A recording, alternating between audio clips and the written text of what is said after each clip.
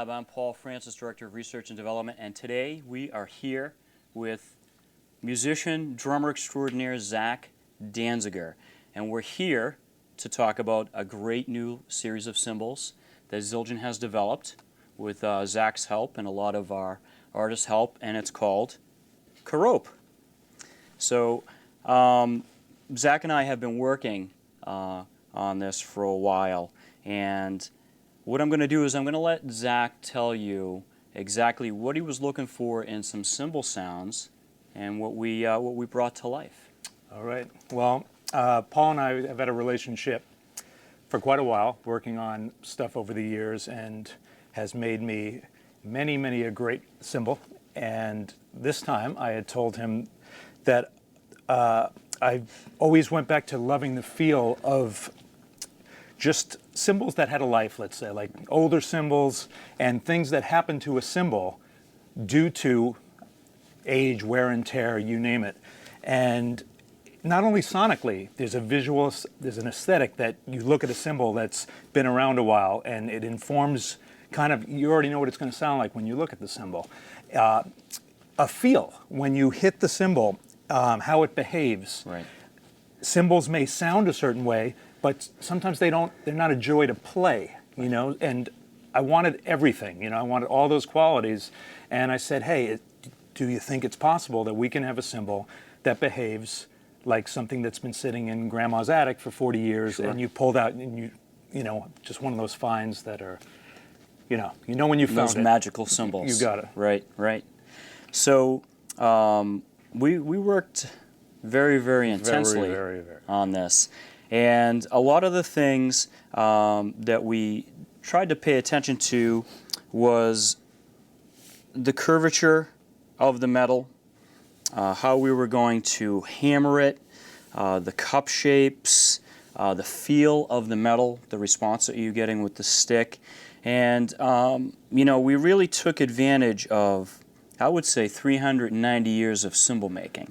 We exhausted the possibilities of hammering. I think we explored everything that Zildjian knows how to do with the hammering, as far as referencing, you know, K Zildjians and K Customs, K Custom Darks, K Constantinoples, and, you know, we put all of that into it to create this sound.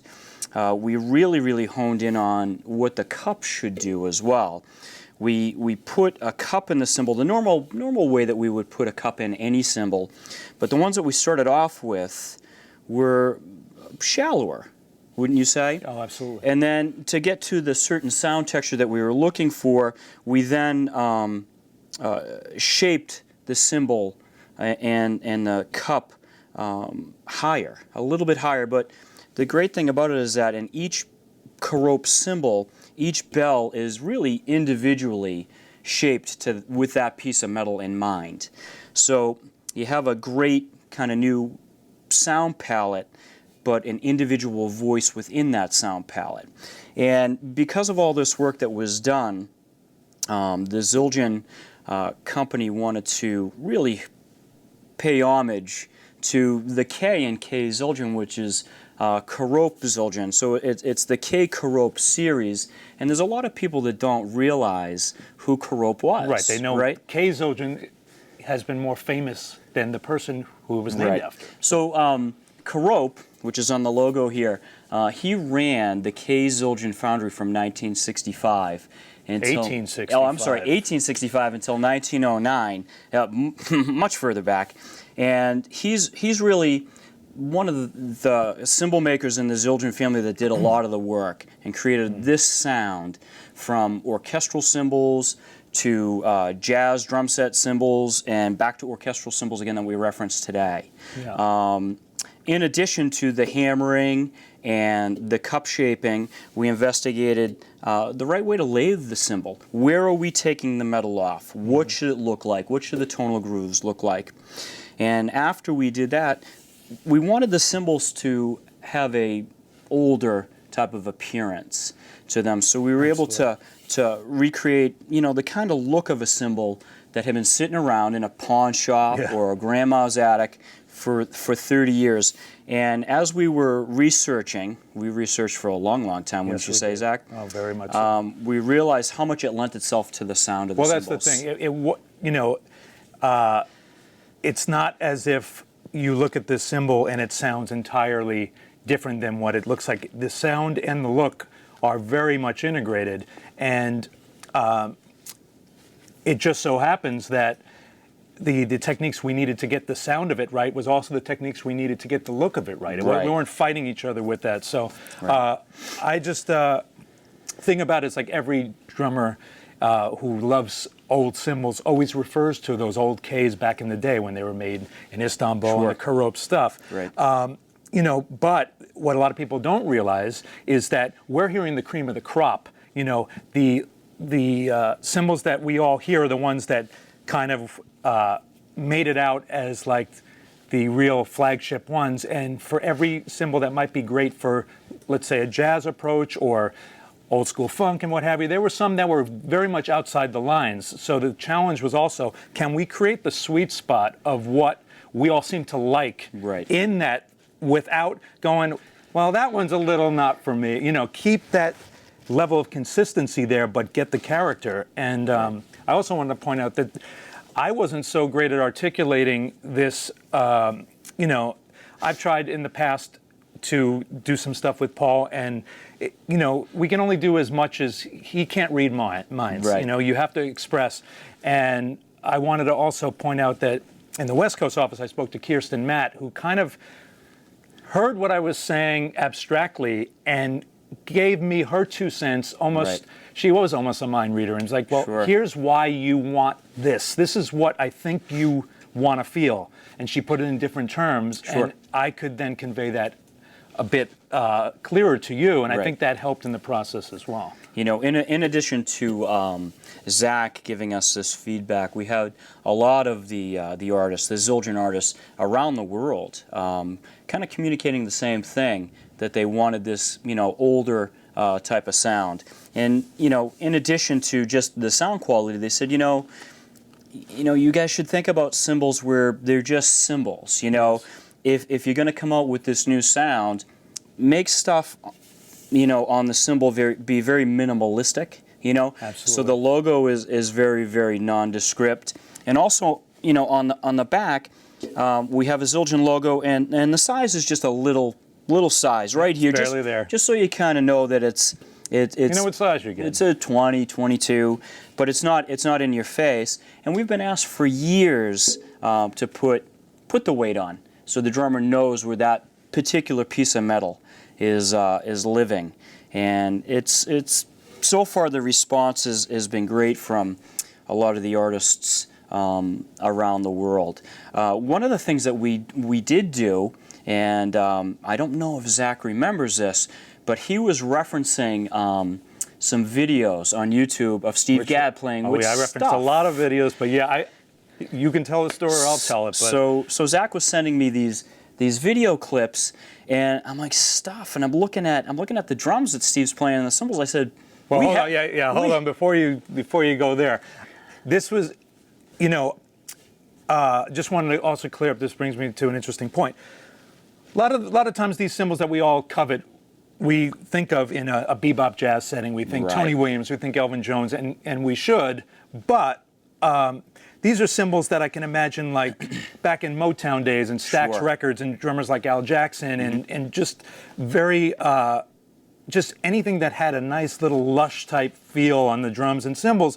And I wanted to find out, a little bit more about some cymbals that, because I know Steve Gadd's been a Zildjian artist for years, and I checked out this video just at a friend's house, having nothing to do with my search. This was just off the cuff.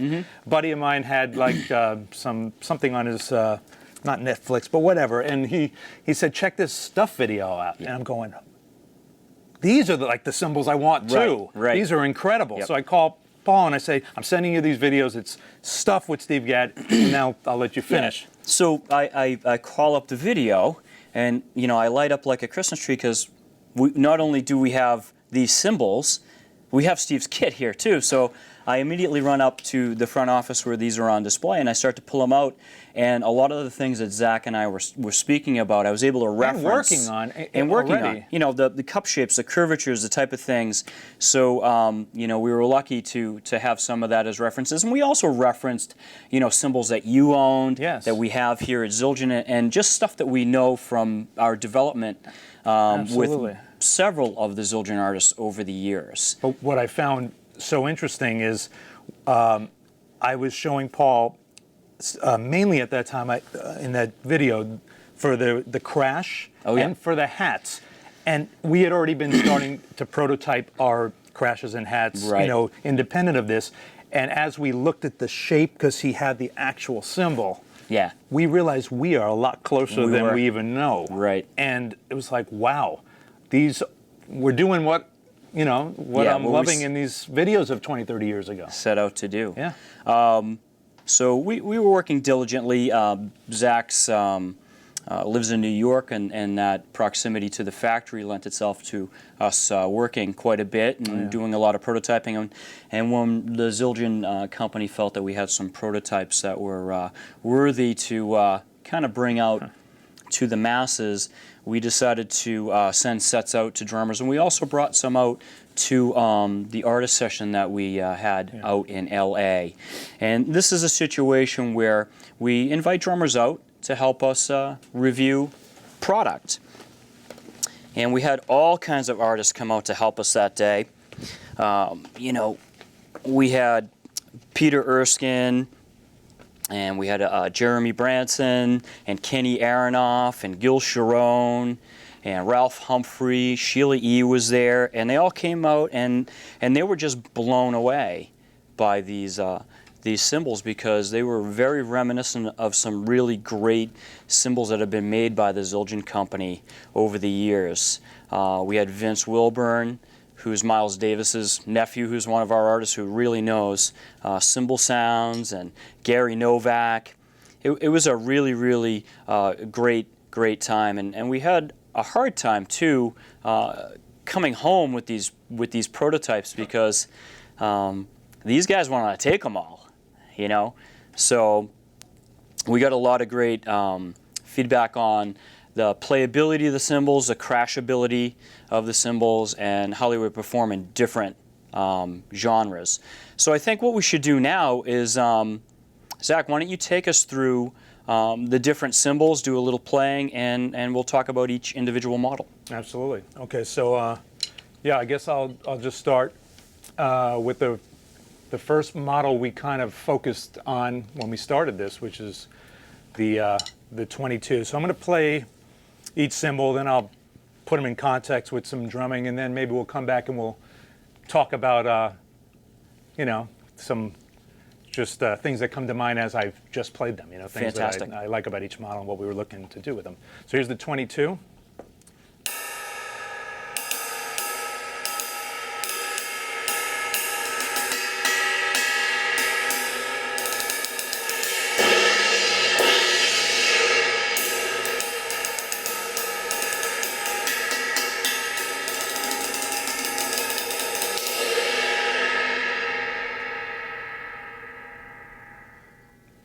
Okay, and here's the 20.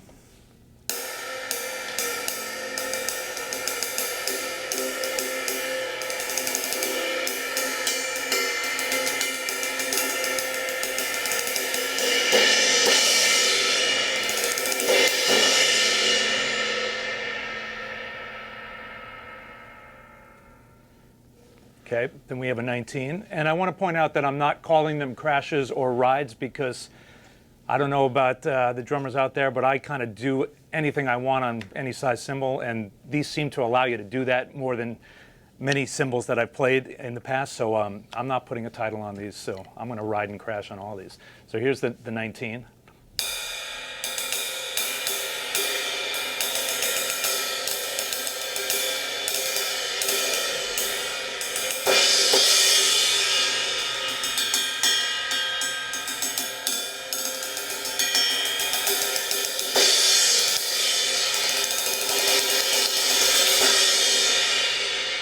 Liking that one. Okay, so that's the 19. Over here we have the 18.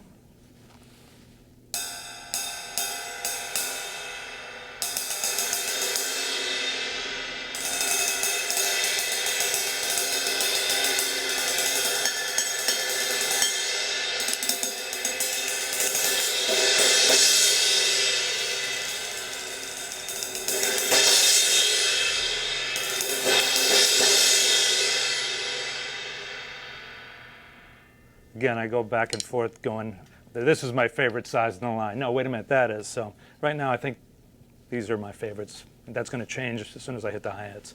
Okay, so this is the 15s.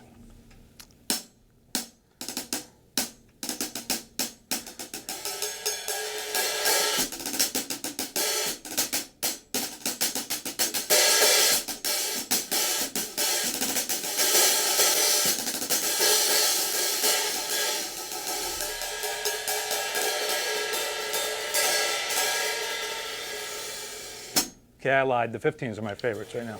Okay, I'm going to move on to the 14s.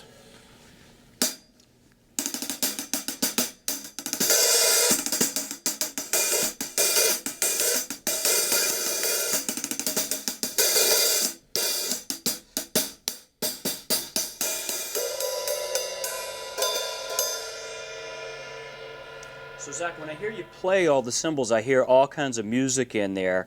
You know, that's totally accidental.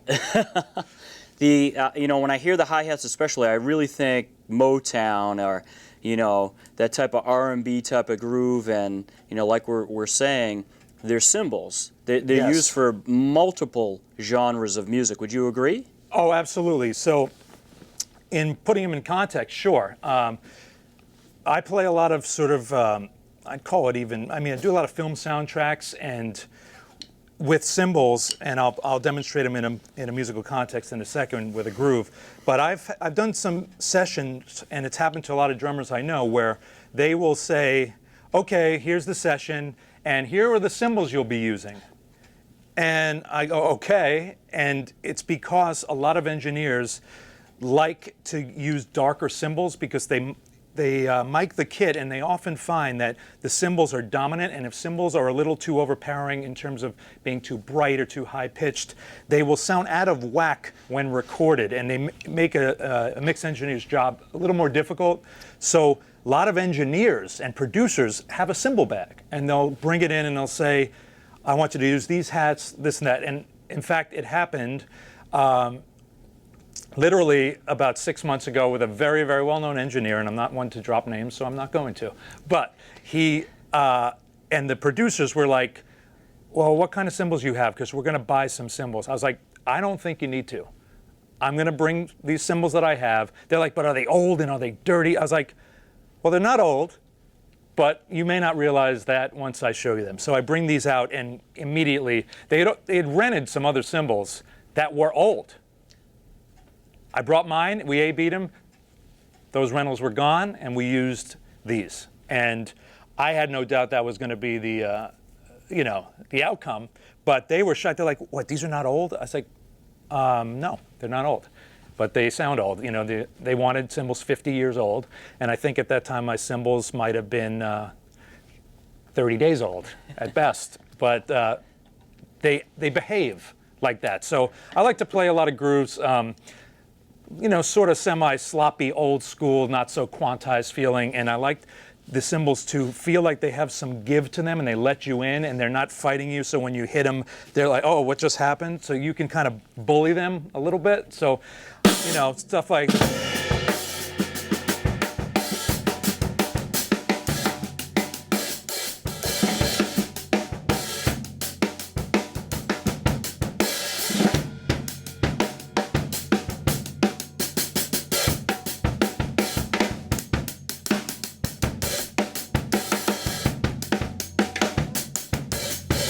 Okay, so these have that, and they're lush.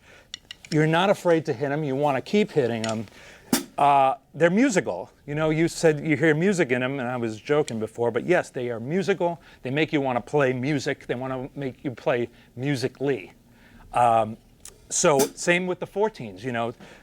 I love, for lack of a better word, like breakbeat music, stuff that's old sampled records, and sample a lot of old funk and jazz for a lot of the hip hop you've heard over the years, and for a lot of the EDM music, and it's all like stuff seemingly from the 70s and 80s, and I love those type of grooves. But in my mind, although I wasn't at those sessions, from the research I've done over the years, they're using cymbals like this. They're not using these heavy, clanky things. They're using very lush, dark stuff. So, like, you know.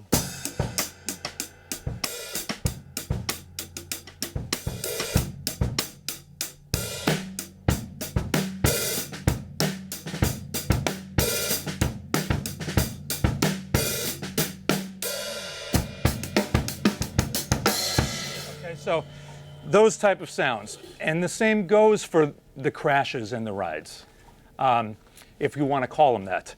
I play a lot of stuff that, again, I want a little bit of wash, but I want some definition. I want the bell of the cymbal to not sound like it's its own instrument. I want it to be integrated with the cymbal. And these Kopes totally have that going. So in other words, I'm hitting the bell here, and I'm hearing cymbal as like a nice underscore. You still hear the bell, you know I'm going to the bell, but it's not like, hey, dinner time. You know, we have this really nice, just feels like it's on a bed or something. We've got it on a Tempur-Pedic mattress or something. So, and sorry to brand name like that, but hey.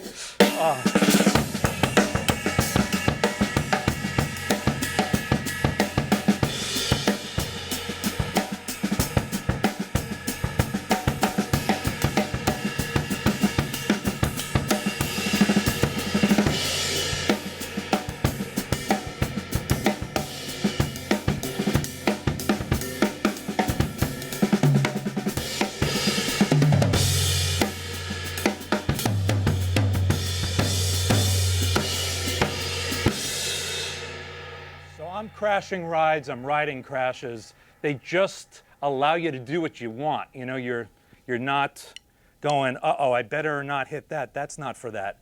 They kind of like let you do whatever you want to do with them. And yeah. Do you want to talk about the bell sizes that are in the 18 and 19s, because that's sure. That was something that we really kind of researched together, and they have smaller than normal bells. I don't know if the viewers at home can see that, but they have such a big sound. Do you want to demonstrate that a little bit? Yeah, and yeah. So the bells on these are not quite as big as traditional bells you'd find on cymbals of this size. And the danger you can run into with, you know, we all love like those, we talk about flea market cymbals and pawn shop cymbals. A lot of them, while they might have a lot of character, when they're too worn down or they have cracks, or if they're just a little too funky, let's say, they don't project. And while they might feel good on their own to just play them, when you get in a situation you're like, I just need a little more from them. And we were very, very sensitive to that with these. And Paul would always keep me in check to be like, I know you like this now, but let's make sure that when it's, you know, when everything's going full throttle, that you're still going to get the qualities you want. And that was something we took into consideration with the bell size. I wanted to maintain as much of that sort of like boutique-y, I just found this one-off cymbal as possible.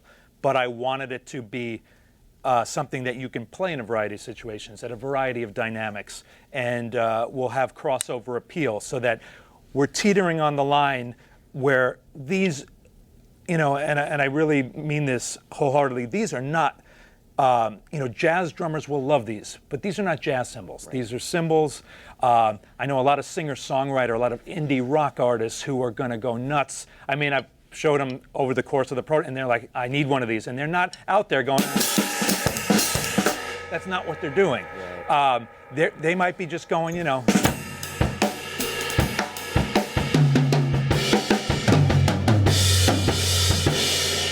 a little bit like boutique-y rock. And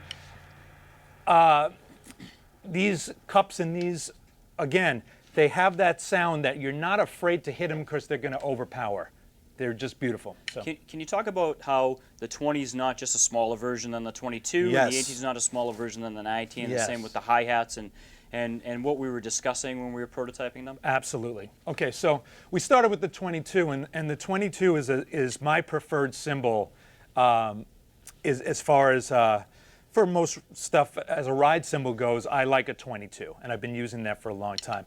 To the point where when I played 20s, I kept on going, I want it to do what a 22 does, and then I thought more about it, and I said to myself, why do you want it to do what a 22 does? Use your 22. That's why you have a 22. So let's let a 20 do something that maybe a 20 might be better suited for. And so in my opinion, what that meant was maybe not quite as washy, but a lot of 20s I play could sound a little constrained. So it was that balance of something that had some nice stick definition, but it wasn't just like I take the 22 and we shrink it down to a 20. So it has a slightly different, how shall I say, like purpose, let's say. So the 20 is, to me, a little bit more contained, and I really like it. When I want a little more wash, you go to the 22.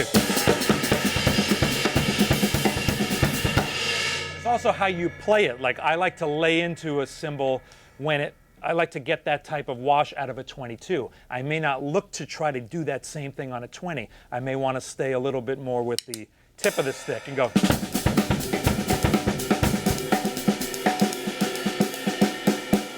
And with this one, which you can still do it with, but you got that bigger roar, and you utilize the bigger roar there. But I didn't want this to just be like, you know, doing what a 22 does. So that's how that went about. Same with the hi-hats. 15s have become a preferred size with a lot of drummers. They have a nice little slosh. The extra surface area gives a little bit more of a pillowy, cushiony feel. And again, I'd gotten used to 15s for the longest time. So I approached Paul and we wanted to make 15s. And initially we thought, like, that's it. We're going to stop at 15s. And then I played some 14s that I had lying around. I was like, you know, even though you might say, all right, is there a big difference? There is a big difference for guys who play both 14s and 15s. There's, again, the slosh factor on a 15 is there, and a lot of guys love that. The 14's a little crisper, so we wanted to make sure that we weren't just taking 15s and then say, okay, let's make some more 15s, and then, Paul, could you just cut another inch off? That's not what we're going for. I had another idea for the shape of the bell. I wanted it to be something like an old pair of Zildjians I had. I said I wanted to harken back. I have some old K Istanbul Zildjians that I love.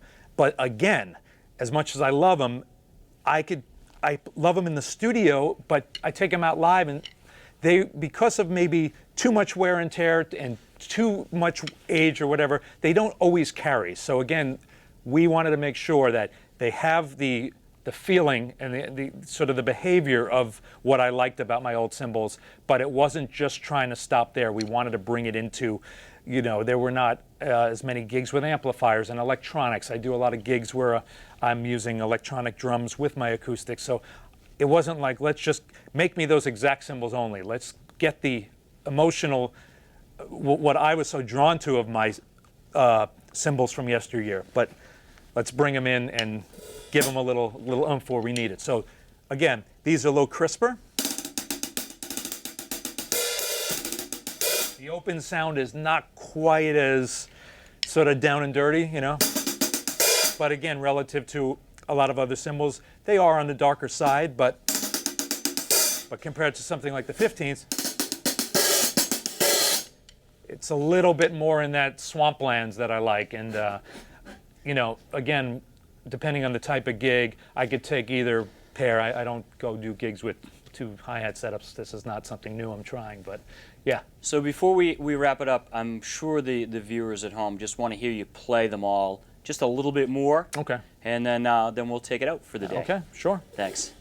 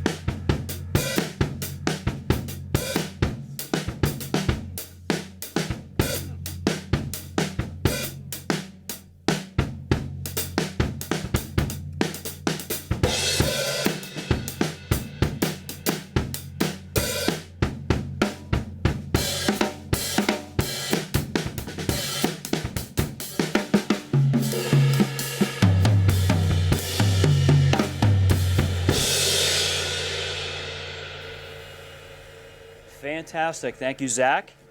And before we wrap it up, we want to let you know if you missed any part of the broadcast that you can see a replay of it on Zildjian.com. We also have a winner. I have the winner envelope, and you're going to win a special Zildjian prize package. Did I win? That was yesterday. You were the winner yesterday. And the winner for today is Jeff Barentine.